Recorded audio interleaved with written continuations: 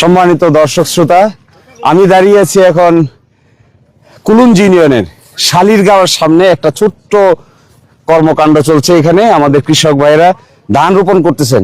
ধান রোপণ করার সর্বশেষ পর্যায়ে, আর কয়েকদিনের মধ্যেই ধান রোপণ করা শেষ হয়ে যাবে। এই ভাইদের বাড়ি এই শালিরগাঁওর বিভিন্ন বাড়িতে। তো এইটাই দিরাই সাল্লার আসল চরিত্র। এখানেই জমি জমা হয়, এখানেই এখন ধান হয়। এক সময় পরে ধান কাটা হয়, আবার হাওর হয়ে যায়, সবকিছু পানির নিচে চলে যায়, আবার কার্তিক মাসে আস্তে আস্তে ভেসে ওঠে। তো এই জীবন চরিত্রের মধ্যেই আমাদের জীবন। আমরা এদেরকে নিয়ে বসবাস করি। এদের জীবনের উন্নতি করাই হলো আমাদের মূল উদ্দেশ্য। এদেরকে যদি ভালো করে কাজ শিখিয়ে বিভিন্ন জায়গায় কর্মকাণ্ড করা যায়, তাহলে এখানকার অর্থনীতিতে বড় ধরনের পরিবর্তন আনা সম্ভব।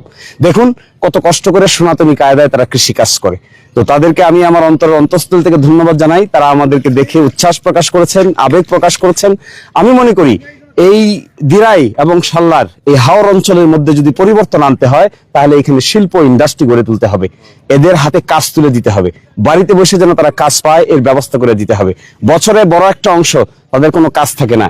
এই আষাঢ় মাস, শ্রাবণ মাস, ভাদ্র মাস, আশ্বিন মাস, কার্তিক মাস আসলে কোনো কাজ থাকে না। শুধু বাড়িতে বসে সময় নষ্ট করা ছাড়া আর কিছুই না। তা আমার এই ভাইদেরকে, এই বন্ধুদেরকে সাথে নিয়ে আমরা গড়ে তুলতে চাই দিরাই সাল্লাকে। আমি আশা করব সকলে মিলে আমরা একসাথে হব। এখানে দল মতের প্রশ্ন না, প্রশ্ন হলো আমাদের মাতৃভূমিকে ঠিক করার। এখানে কে কোন দল, কে কোন মত, এটাই আসল কথা নয়।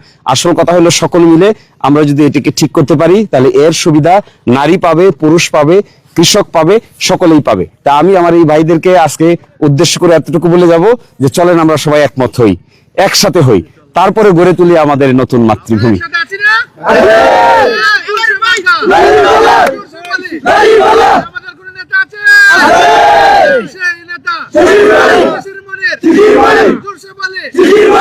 তোমরা তাকো